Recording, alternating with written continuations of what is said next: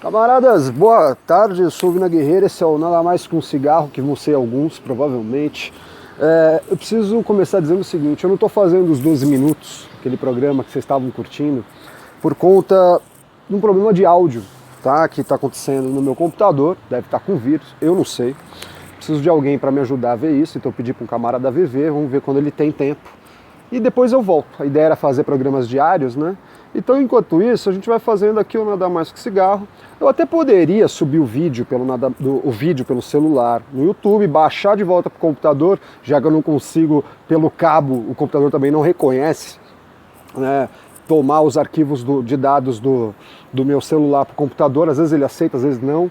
Então eu tenho que fazer esse caminho que é muito tortuoso, e aí depois edito e depois eu subo. Então aqui eu estou editando diretamente pela internet, né, num programinha chamado YouCut. E aí vamos no Nada Mais do Cigarro mesmo, por enquanto. Quero agradecer também que desde os eventos que aconteceram comigo, as minhas visualizações estavam indo baixas, né, bem baixas. Elas não estão do jeito que eu queria, mas elas já estão crescendo. Então eu quero agradecer você e quero pedir também, se você não é inscrito aí no canal, se inscreve no canal. Peço para todo mundo que já está inscrito e para você que é novato, para curtir, compartilhar, descurtir também, não tem problema. Compartilha com os amigos. Eu preciso dessa força de vocês, eu preciso dessa ajuda de vocês aí nesse aspecto, tá bom? Vamos ver se a gente consegue aí chegar numa visualização minimamente razoável. Cada dia, se eu conseguir 10% a mais por dia, já tá, de visualização já tá bom. Eu não quero dar aqueles pulos altos, né, sobressaltos absurdos, né? Muito obrigado, viu? Eu vou acender o cigarro.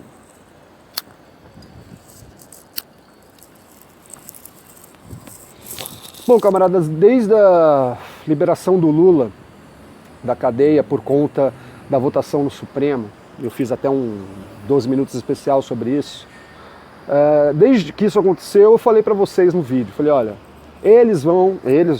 no caso a oposição ao Lula, né, no caso o governo, né, e a turma que esteve até com o Lula até agora há pouco, agora também está caminhando para isso, eles iriam tentar algumas coisas para jogá-lo novamente na cadeia, ou pelo menos minimamente pautar os discursos e os debates entre esquerda, direita, entreguismo, isso, aquilo, aquela coisa toda. E aí eles já começaram, né?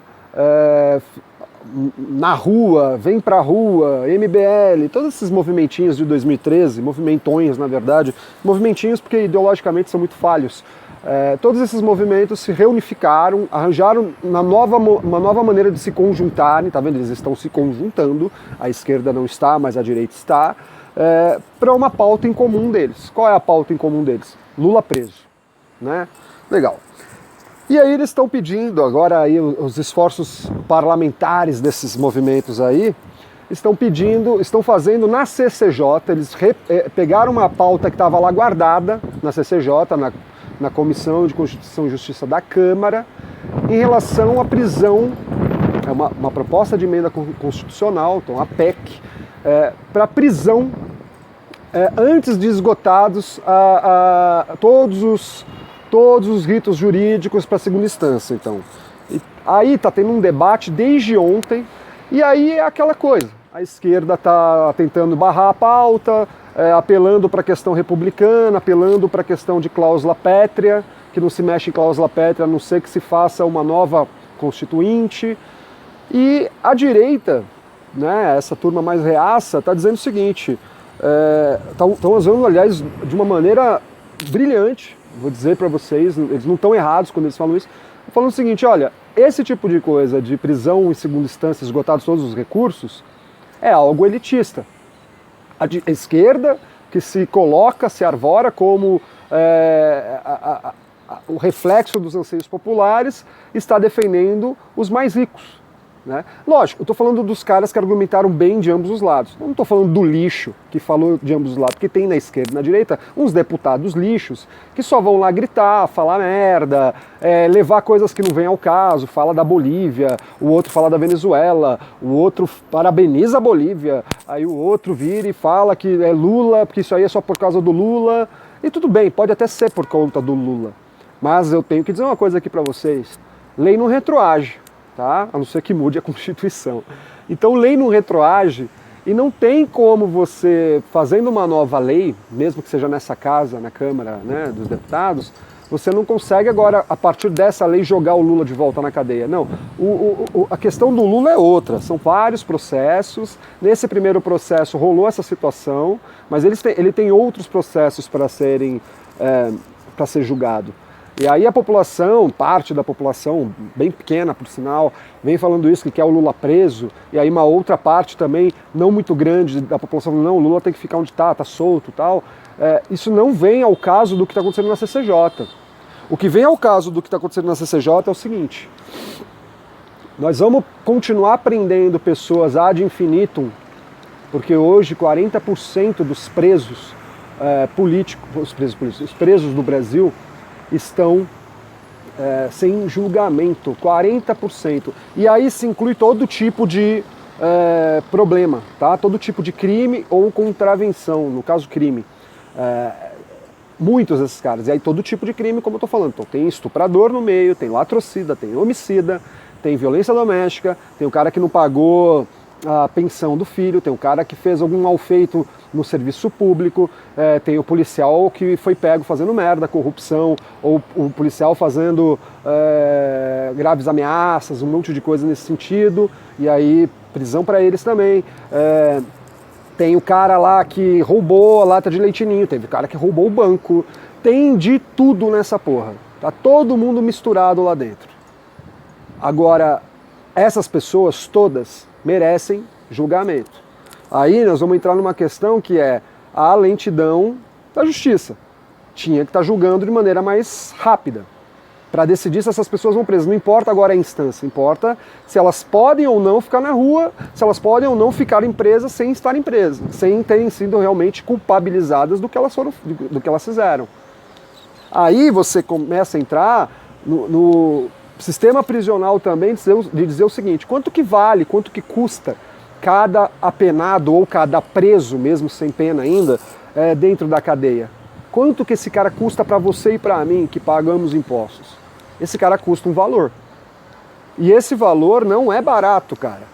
Não é barato. Eu não tenho o número ao certo aqui, e isso talvez mude também de estado para estado, a não ser que estejamos falando de presídios federais, onde talvez federalmente todos os presos federais custem a mesma quantia para o estado. Eu não sei, tá? Sinceramente, não sou perito na área e não sou jurista. Então eu estou falando aqui as percepções de um cara comum, que é o que eu sou, igual a vocês, um cara comum. A minha preocupação é que a gente está gastando muito dinheiro com caras que não apresentam risco para a sociedade e muito dinheiro com caras que apresentam risco para a sociedade. Então o que fazer, na minha mais tímida opinião? Pega esses caras que não oferecem risco para a sociedade, o ladrão eventual de galinha, o ladrão de arroz no mercado, e faça com que esse cara não volte a cometer esse delito. Qual que é a melhor maneira de você fazer com que esse cara não cometa novamente delito? São duas maneiras. Uma, não deixando ele dentro da cadeia, porque lá ele vai pegar a maldade dos piores que estão lá. Porque lá na cadeia não é o contrário, que tem um monte de caras que não são tão ruins, aí o cara que é péssimo em comportamento, ele vai ficar melhor, porque não. A tendência é todo mundo lá se equiparar em comportamento ao que está pior. Porque o pior é o que mostra mais risco para eles dentro da galeria ou dentro da cadeia. Então todo mundo tem que virar o bicho lá dentro. Todo mundo tem que ficar muito aceso, dormir pouco, fica irritado, qualquer coisa dá briga. Qualquer coisa afeta a vivência desse cara, a sobrevivência desse cara.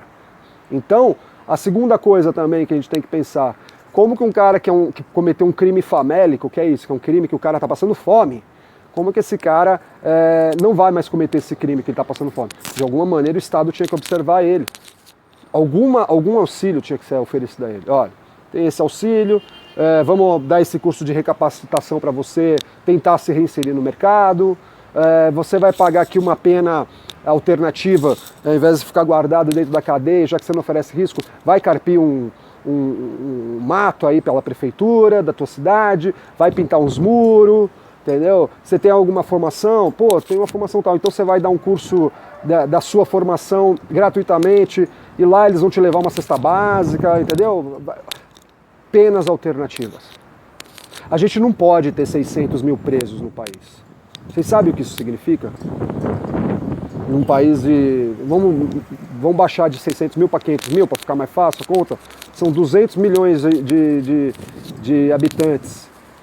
Significa que 1 a cada 300 pessoas, mais ou menos, nesse país, eu estou fazendo uma conta de cabeça aqui, bem grosseira, inclusive, 1 em cada X pessoas, centenas de pessoas, está presa. Então, aqui, para observar, eu estou olhando aqui ó, em volta, aqui com certeza tem alguém que já foi preso, perto de mim. Eu já fui preso, verdade. Mas eu fui preso e não tive pena. Passei uma noite na cadeia fazendo manifestação. Era moleque, mas tudo bem. Mas assim, teve alguém que já pagou uma pena que está aqui perto. E tem muitos familiares dessas pessoas aqui perto também. E eu não quero mal para essas pessoas. Eu, sinceramente, não quero me vingar dessas pessoas. Eu quero entender por que esse cara fez aquilo. Se você consegue entender o porquê de um cara cometer um crime, você consegue inibir os próximos crimes. Você consegue... Né? Os caras adoram o negócio dos Estados Unidos, eu também gosto. Eu não sou um anti-americano. Não sou. Eu sou anti qualquer situação de imperialismo, seja feita por um país ou seja feita por um grupo de corporações em relação a outros países. E eu sei o quanto que isso ferra meu país. Então eu sou contra qualquer tipo de imperialismo, seja o imperialismo soviético, seja o imperialismo capitalista, seja qualquer tipo de imperialismo. Tá? Mas uma coisa legal que os Estados Unidos fizeram, eles pegaram a FBI, fizeram um destacamento, um corpo, lógico, teve que botar aí financiamento, e começaram a estudar o quê? A cabeça dos psicopatas. Estudando a cabeça dos psicopatas, eles conseguiram triar comportamentos que esses psicopatas faziam.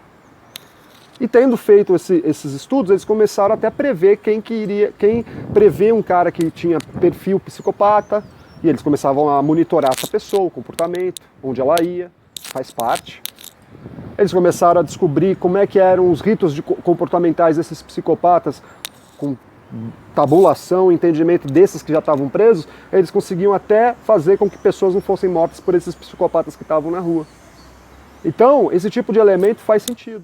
A gente conseguir trabalhar com inteligência policial, celeridade na justiça, mas também reconhecimento dos direitos humanos de todas essas pessoas, esse combo é infalível para melhorar a segurança pública.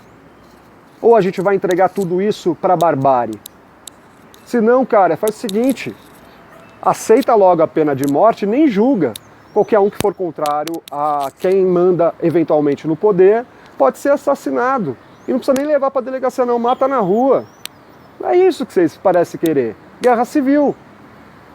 Só que hoje a direita está no poder, amanhã pode ser a esquerda. E ela vai também, talvez, não porque é bunda mole, mas faria talvez, se fosse de verdade, o mesmo tipo de avanço reacionário, barbárico, contra os seus inimigos, seus adversários políticos.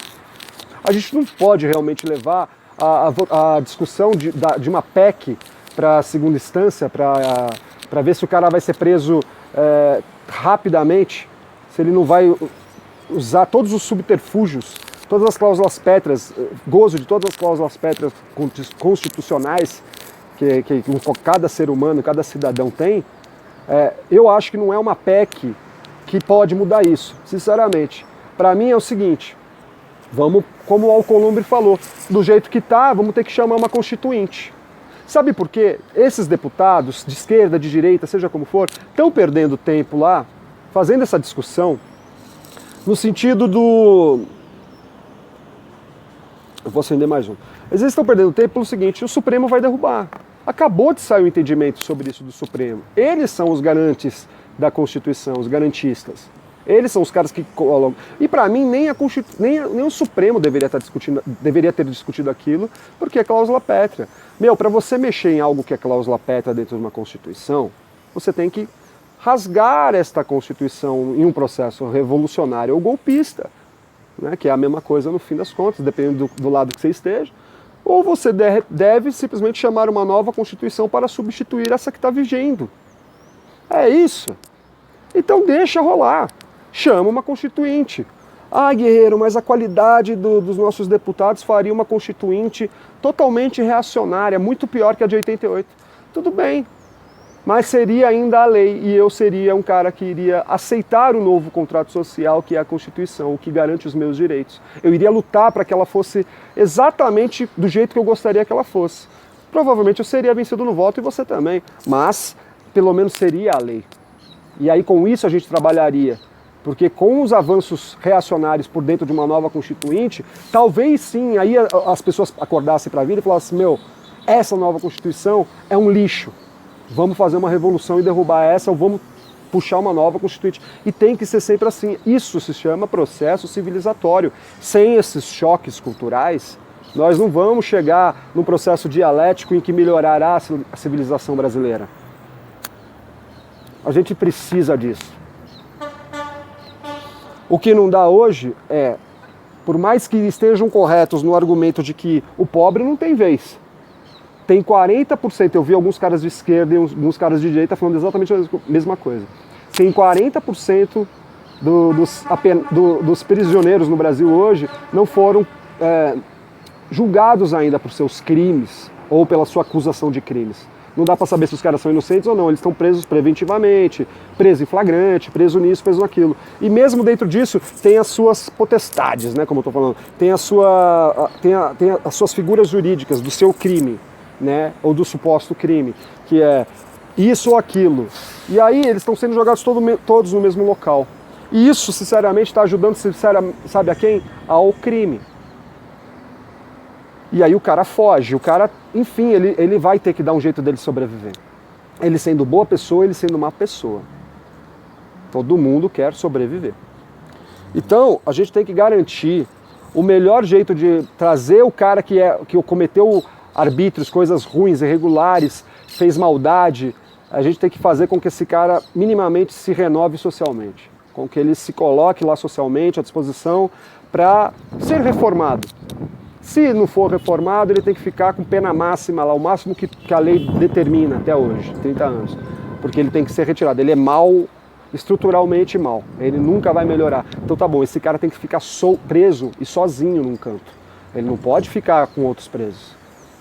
A gente tem que fazer penas alternativas para os caras de crime de menor potencial ofensivo, crimes menores, crimes que não colocaram em risco, crimes que não foram a mão armada. Tá cheio de gente na prisão que não cometeu crime armado, cara.